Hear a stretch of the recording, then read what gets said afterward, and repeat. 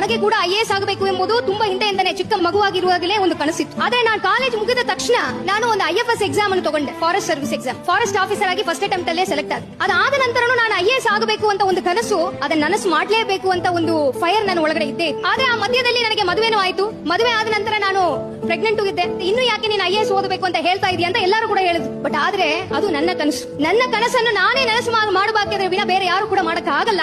ನಾನು ಕಂಡ ಕನಸನ್ನು ನಾವು ನನಸು ಮಾಡೇ ಮಾಡ್ತೀನಿ.